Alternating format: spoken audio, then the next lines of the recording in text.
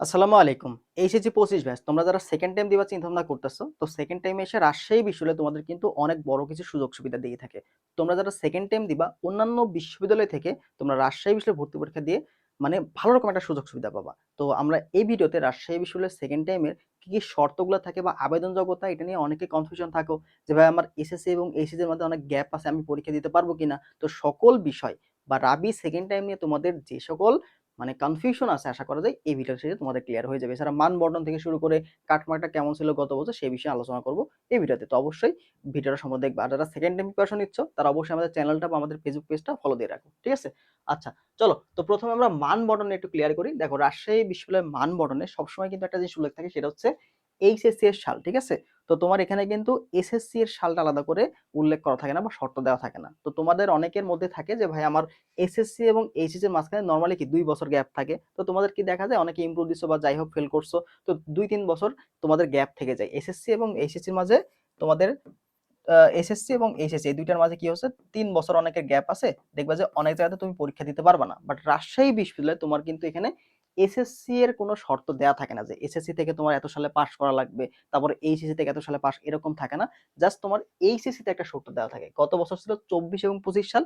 তো নেক্সট বছর অর্থাৎ 26 সালের সেশনে তোমাদের থাকবে হচ্ছে 2025 এবং 2026 সালে এইচএসসি উত্তীর্ণ, ঠিক আছে? তো শুধুমাত্র এইচএসসি যারা 26, 25 এবং 26 সালে তোমরা যারা এইচএসসি দিচ্ছ তারা কিন্তু পরীক্ষা দিতে পারবা। এখানে এসএসসি এর কোনো শর্ত নাই। তোমার যদি এসএসসি 3 বছরও গ্যাপ থাকে তাও কিন্তু কোনো প্রবলেম থাকে না। তো এই বিষয়ে যারা কনফিউশন ছিল তারা আশা করি বুঝতে পারছো। তার মানে এসএসসি এবং এইচএসসি এর মাঝখানে যে 2 বছরের বেশি গ্যাপ আছে তারা রাজশাহী বিষয়ে খুব ভালো মতোই পরীক্ষা দিতে পারবা এবং এখানে তোমার এক্সট্রা করে কোনো মার্ক টার্ক কাটা যাবে না, যেটা তোমার জন্য অনেক বেশি হেল্পফুল হয়ে যাচ্ছে। তো এই জন্যই বললাম যে রাজশাহী বিশ্ববিদ্যালয় আসলে সেকেন্ড টাইমারদের জন্য অনেক বড় একটা আশীর্বাদ, কারণ এখানে অনেকগুলো সুযোগ সুবিধা পাবা। জাস্ট আমি একটু একে একে বলা শুরু করি। দেখো এরপরে দেখো এখানে জিপিএ যে মার্কটা সেটা কত, মাত্র কিন্তু 8 লাগতেছে। এর আগে সিলেকশন ছিল, এখন সিলেকশন নাই। যারা আবেদন করে সবাই কিন্তু পরীক্ষা দিতে পারে। তো দেখো এটা কত বড় একটা সুবিধা। আবার দেখো এখানে চতুর্থ বিষয় সহ তোমার যদি 8 থাকে সেই ক্ষেত্রে তুমি কিন্তু আবেদন করতে পারবা।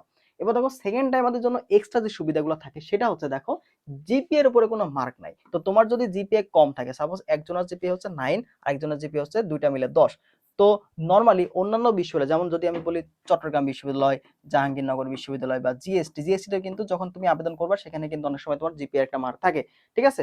তো দেখো যে যার টোটাল জিপিএ 10 বা যার টোটাল জিপিএ 9 এদের মধ্যে কিন্তু কোনো পার্থক্য নাই। পার্থক্য হবে হচ্ছে মেইন পরীক্ষায় যে 100 মার্কের এমসিকিউ, ওই 100 মার্কের পরীক্ষার ভিত্তিতে তোমার কিন্তু মেধা তালিকা তৈরি হবে।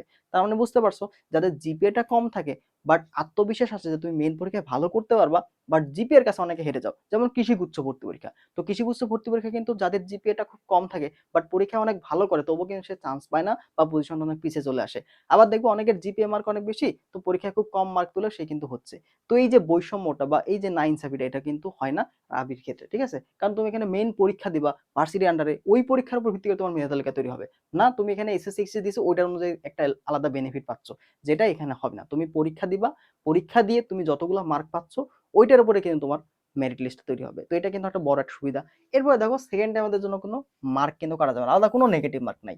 তার মানে তুমি ফার্স্ট টাইমারদের মতোই, তুমি এখানে ফার্স্ট টাইমারদের মতোই, মানে ওরা যে সুযোগ সুবিধা পাচ্ছে তুমি এখানে সুযোগ সুবিধা সেমই পাচ্ছ।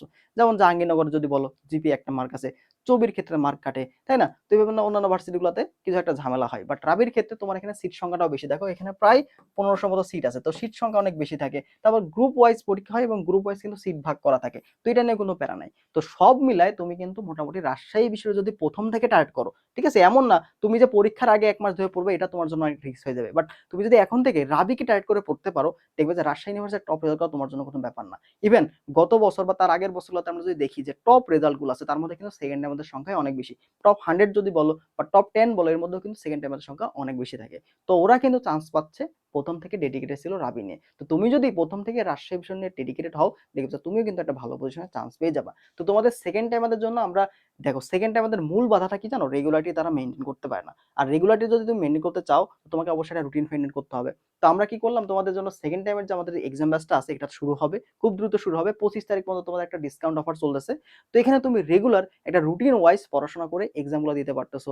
আবার রাবির ভর্তি পরীক্ষা, জাবির ভর্তি পরীক্ষা, গুচ্ছ ভর্তি পরীক্ষা, মানে যতগুলো ভর্তি পরীক্ষা আছে সবগুলা প্রিপারেশন তুমি কিন্তু একটাতে নিতে পারছো। শুধুমাত্র রাবিটাই না, এখানে জাবি, চবি, গুচ্ছ, এগ্রি সবগুলা লাস্ট একদম সেকেন্ড টাইম অ্যালাউ যে সকল ইউনিভার্সিটি গুলা, সকল ইউনিভার্সিটি তুমি কিন্তু এখানে এক্সাম পাবা, সাজেশন পাবা, সবকিছু এখানে পাবা, ঠিক আছে?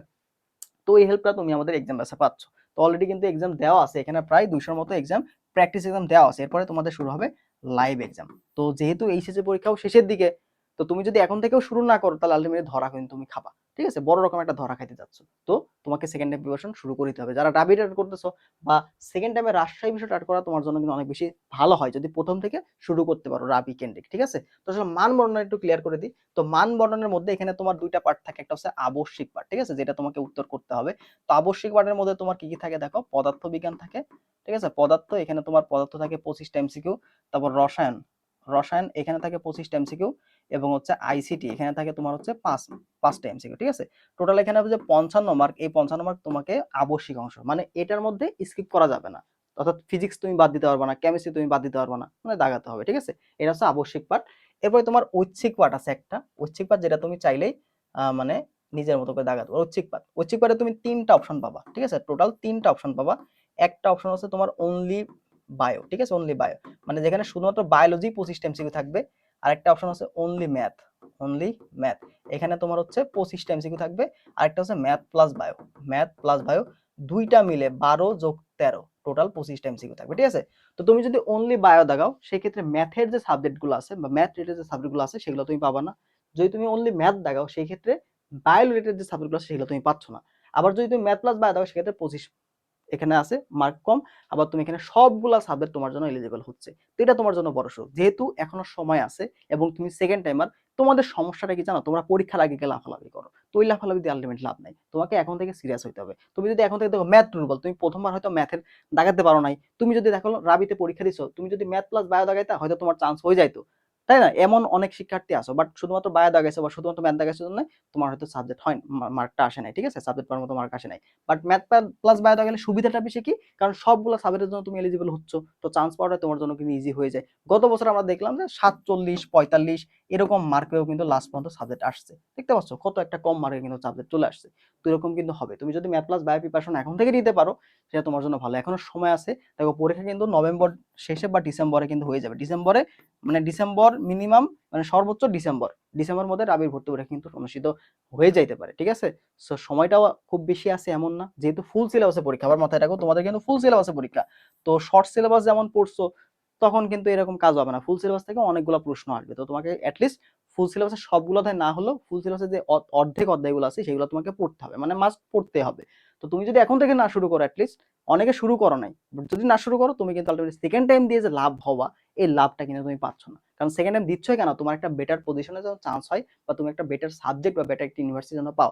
তো আলটিমেটলি তুমি যদি সেটা নাই পাও, অবহেলার কারণে যদি আবারও যদি সে একই কাজ করো, তাহলে তো আলটিমেটলি লাভ নেই, কারণ তুমি তো এখানে আর থার্ড টাইম পরীক্ষা দিতে পারবে না। এবারই তো তোমার লাস্ট সুযোগ। তো তোমাকে এখন থেকে, যারা শুরু করছো তোমাদের জন্য শুভকামনা, আর যারা এখনো শুরু করো নাই তোমাকে আর দেরি না করে ভাই তোমাকে শুরু করে দিতে হবে। কারণ তুমি এরপরে দেখো এইচএসসি পরীক্ষা, ওরা অলরেডি ফুল সিলেবাস প্রিপারেশন নিচ্ছে, তোমার সাথে কিন্তু আগায় আছে, তোমার থেকে আগে আছে। তুমি যদি প্রিপারেশন শুরু না করে থাকো, তোমাকে আবার নতুন করে শুরু করতে হবে, ফুল সিলেবাসের অধ্যায়গুলো তোমাকে পড়তে হবে, আলটিমেটলি তুমি কিন্তু ধরা খাইতে যাচ্ছ। আর আমরা এক্সাম বেসে একটা কাজ করছি, সেটা হচ্ছে ফুল সিলেবাসের যে অধ্যায়গুলো যেগুলো তোমাদের পড়া হয় নাই, হ্যাঁ, শর্ট সিলেবাসের বাইরে যে এক্সট্রা চ্যাপ্টারগুলো সেগুলোর আগে আমি এখানে তোমার টাইপ ওয়াইজ কনসেপচুয়াল যে কনসেপ্ট ক্লাসগুলো আছে সেগুলো দিয়ে দিব, যা তুমি আসলে পরীক্ষাগুলোর আগে আমাদের যে শর্ট সিলেবাসের বাইরে যে অধ্যায়গুলো আছে সেগুলোর পরীক্ষার আগে ওই ক্লাসগুলো তুমি পাবা, যেন ওই ক্লাসগুলো দেখে তুমি এক্সামগুলো দিতে পারো। অর্থাৎ মোটামুটি এভাবে তোমাদের হেল্প করা হবে। আর এক্সামগুলো তো থাকছেই, পাশাপাশি তোমাদের প্রত্যেকটা ইউনিভার্সিটি ভর্তি পরীক্ষার আগে যে ম্যারাথন ক্লাস বা এমসিকিউ সলভ ক্লাসগুলো থাকবে, ঠিক আছে। আর আমরা 25-26-এর মানে ক্লাস এখানে থাকবে, তুমি এক্সামের পাশাপাশি ক্লাসগুলো তো পাবা। এছাড়া আমাদের রাবির জন্য ফুল কোর্সও আসবে, এটা আমাদের এখন এক্সাম ব্যাচ। তো অনেকেই আসলে এক্সাম ব্যাচের কথা বলো, সেক্ষেত্রে আমরা এক্সাম ব্যাচটা আগে লঞ্চ করে দিয়েছি। তো যারা ভর্তি হবে আমাদের এক্সাম ব্যাচে, আমাদের যে হোয়াটসঅ্যাপ নাম্বার দেখতে পাচ্ছ এটাতে একটু কষ্ট করে তুমি নক দিবা, তাহলে তোমাদের ডিটেলসটা জানিয়ে দেবো, অথবা কমেন্ট বক্সে আমি ডিটেলসটা দিয়ে রাখবো, সেখান থেকে তুমি দিতে পারো, ঠিক আছে। তো এই ছিল মূলত শর্ত এবং আবেদন যোগ্যতা, এটা নিয়ে কথা বললাম। পরবর্তীতে আমরা আসলে টোটাল গাইডলাইন বলতে তোমাদের বই টই নিয়ে কথা বলবো, সাবজেক্ট ভিত্তিক প্রিপারেশন, ফিজিক্স প্রিপারেশন কিভাবে নিবা, কেমিস্ট্রি প্রিপারেশন কিভাবে, এইভাবে টোটাল একটা গাইডলাইন থাকবে। তো আজকের ভিডিওতে আমরা মূলত সেকেন্ড টাইম আমরা কি কি সুবিধা পাচ্ছে, আবেদন যোগ্যতা, এই বিষয় নিয়ে কথা বলবো এবং মান বর্ণনাতে আমরা ক্লিয়ার করলাম, ঠিক আছে। ওকে, তো ভালো থাকো সবাই। যারা রাবিতে সেকেন্ড টাইম দিবা তারা অবশ্যই চ্যানেলটা ফলো দিয়ে রাখো, সাবস্ক্রাইব করে রাখো, কারণ রাবি নিয়ে তোমরা অনেক গাইডলাইন ইনশাআল্লাহ এখানে পেয়ে যাবে। ওকে, আর দ্রুত এক্সাম আছে ভর্তি হয়ে যাও, কারণ এখানে একদম লাস্ট এক্সাম পর্যন্ত তুমি এখানে সার্ভিস পাবা, ঠিক আছে। তো এটা তোমাকে অনেক বেশি হেল্প করবে রেগুলারিটি মেনটেন করতে। ওকে, ভালো থাকো সবাই, আল্লাহ হাফেজ।